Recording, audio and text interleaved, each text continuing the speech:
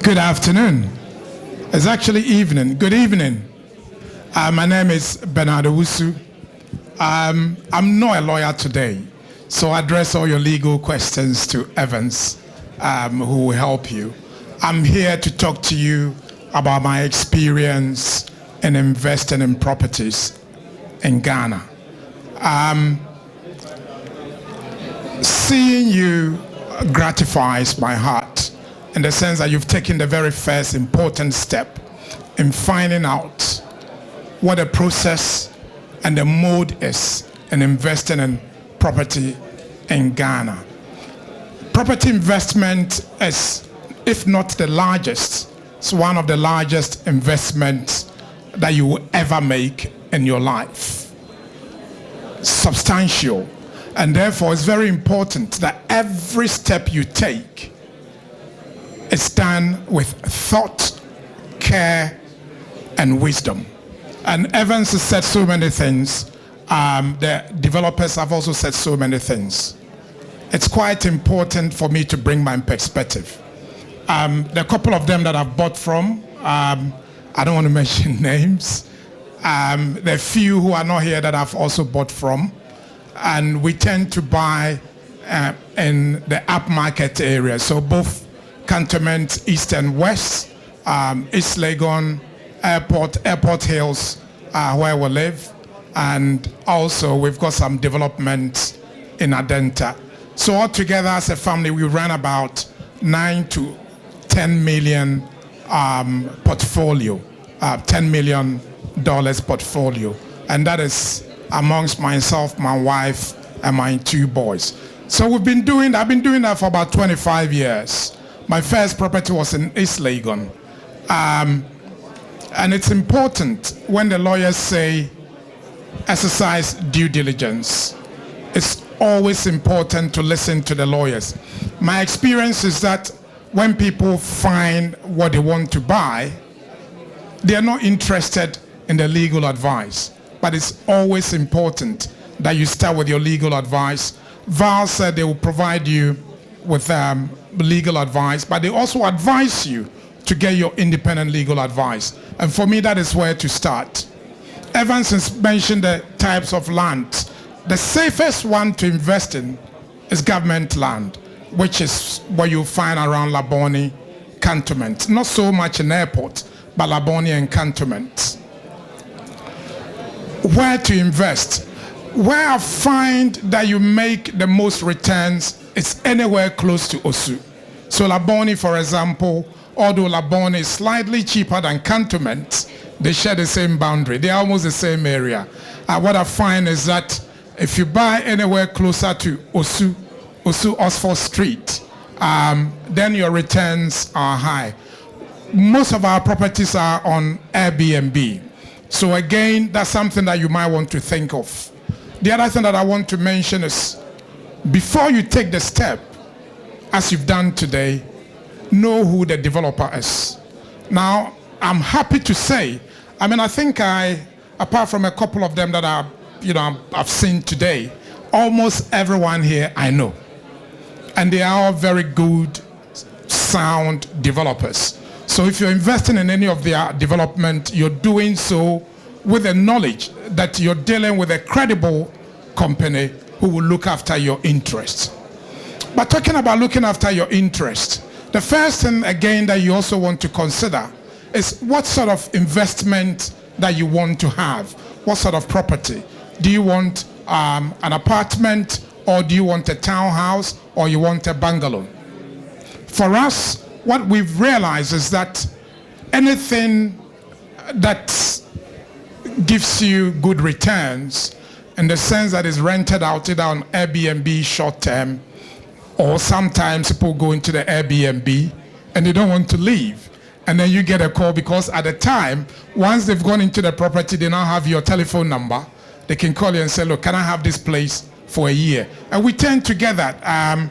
We've got a couple of properties with one developer, and every time we have people there who are renting, maybe a year, and it's in dollars. The minimum for a 2-bedroom is $1,850, and they pay that 12 months in advance. Only one person paid 6 months in advance, but that was on the proviso that he was waiting for a contract from another business in Ghana, and as soon as he had a business, he paid a year in advance. So again, because you're renting out the property, just be mindful of the sort of service provider that you will have. So we have caretakers, and some of these developers have their own in-house management companies. I can talk of DevTraco Plus, because I've bought from them.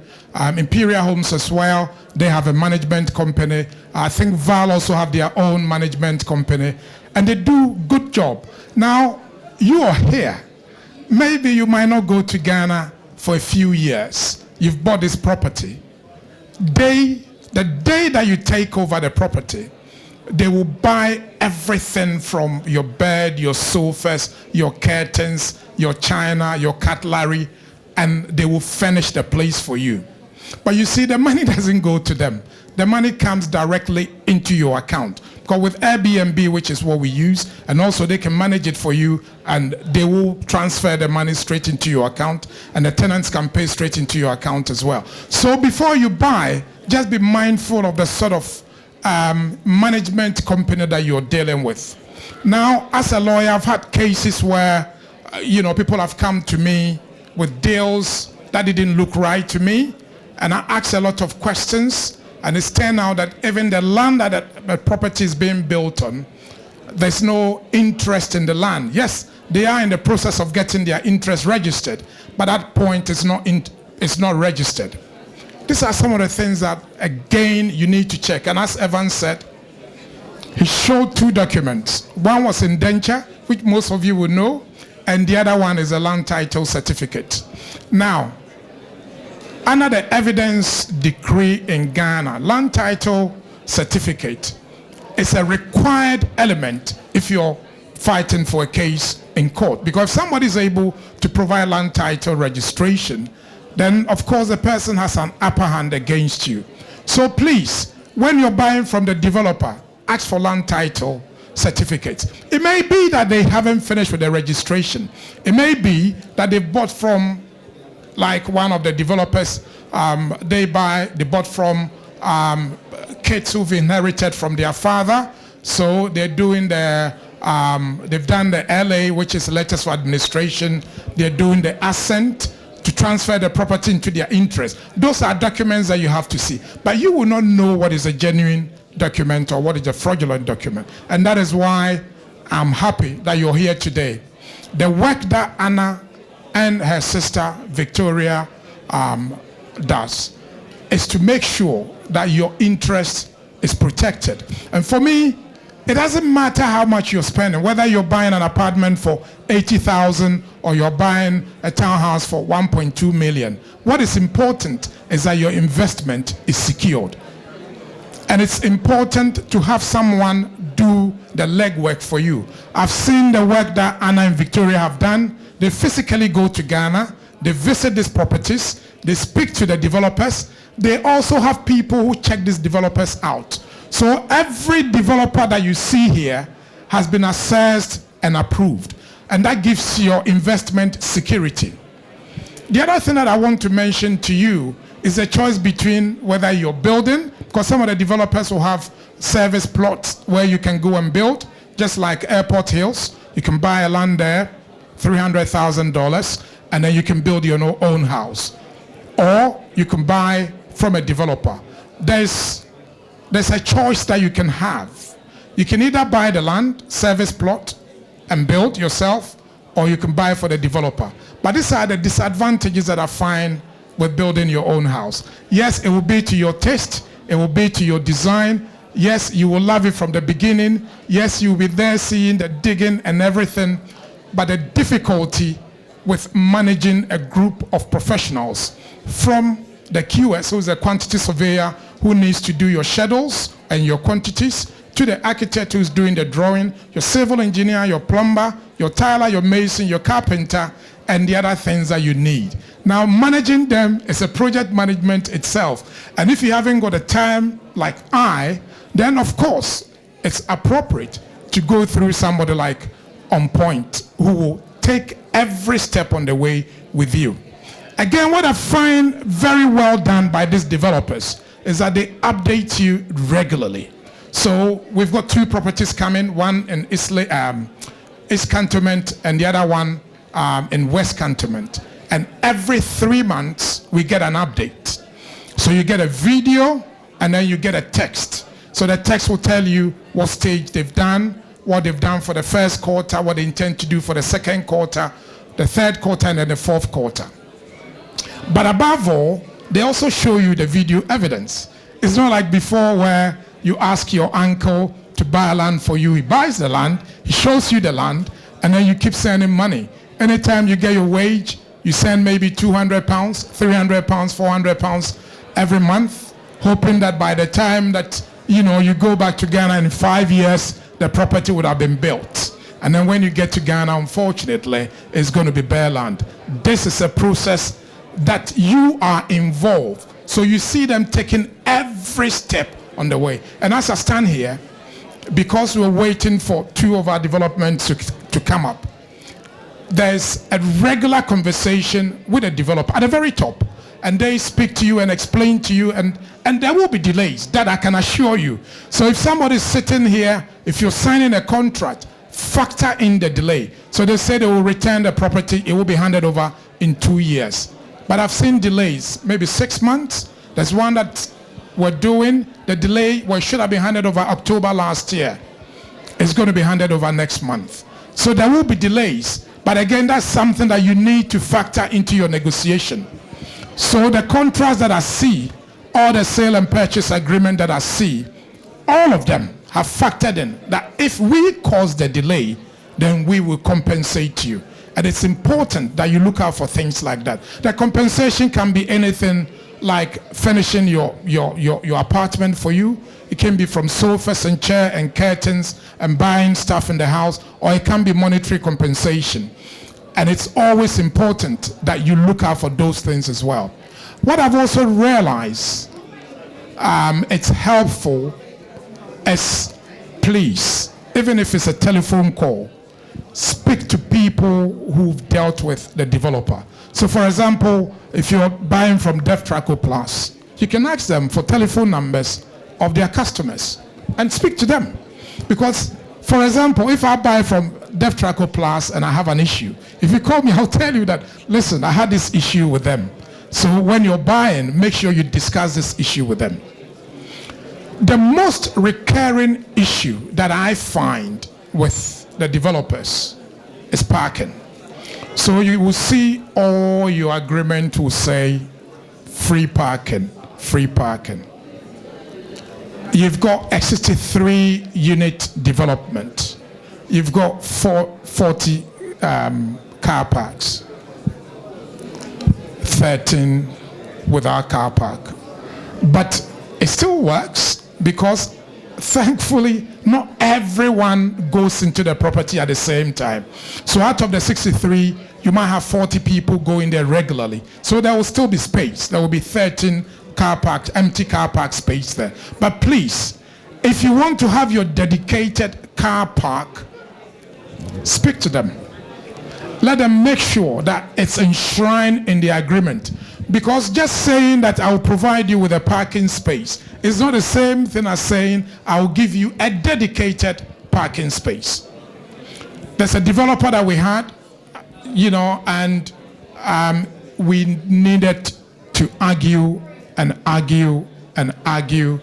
It's been 3 years now. They've just literally provided us with an extra parking space. Because a typical Ghanaian will have 2 cars and not 1 car. So when you have 1 bedroom apartment, or a bedsit, or a 3-bedroom apartment, your contract is the same. It says parking space. So make sure that you speak about that as well. And you also hear the developers say mixed use, mixed use. I'm not sure all of you know what a mixed use is. It means it's a mixed use of commercial and residential. It's a good thing, but if I've got a nightclub under my building or on my rooftop and they're going to share my lift with me, need to be secured. We had this issue with one of the developers, and they were going to put a nightclub on a rooftop. And some of the developments, you will have restaurants at the top. Are they going to use the same lift with you? Every development that I've seen, that I've bought, they have a separate lift for commercial clients who are going upstairs. And also, there's noise abatement rule in some of the development. These are the things that I also want you to look out for. And finally, before I take my seat, also be mindful that if you're buying an apartment, you're also buying a service. So when you pay your apartment fee, let's say you paid 150,000 for one bedroom in Labone. Every month you have a service charge or maintenance fee. Every month. And it's not charged in cedis, it's charged in dollars. And it's charged because I want the peace of mind that if I invest in this property, the facade, the common area, the lifts, the flowers, the grass, everything is going to be as new as it is now. If you're buying into a gated community, which we do as well, do you know what a sinking fund is? A sinking fund is to make sure that when you've got potholes on your road, that they will bring some of the money to repair it. Who controls the sinking fund? I will always say it should be controlled by the owners association. Yes, you can start with a developer who controls it. But once that everything has been sold, everywhere I am, we always form, and all of them have an owners association regulation. You sign up, you take control of your sinking fund and make sure that you use it to do the things that you have to do. I cannot add and emphasize enough how important it is that you ask questions about the financial standing of the developer. Are they borrowing money to build, or are they waiting for people to pay before they build? And I can say that almost everyone here that I know, and I know a lot of them, they all have their own funds that they rely on. So they're not waiting for people to finish paying before they hand over. As you can see, some of them are even prepared to allow you to pay a year after that you've gone into your property. And these are the things that On Point does for you. So they select the developers, they then go through what we call due diligence, make sure that they've got every box ticked before they are presented to you. Ladies and gentlemen, this is what I've got to say. There's a little that I have, and I hope that is going to be helpful to you. But if there's any question at all that you want to ask me, I'm happy to answer. Thank you very much.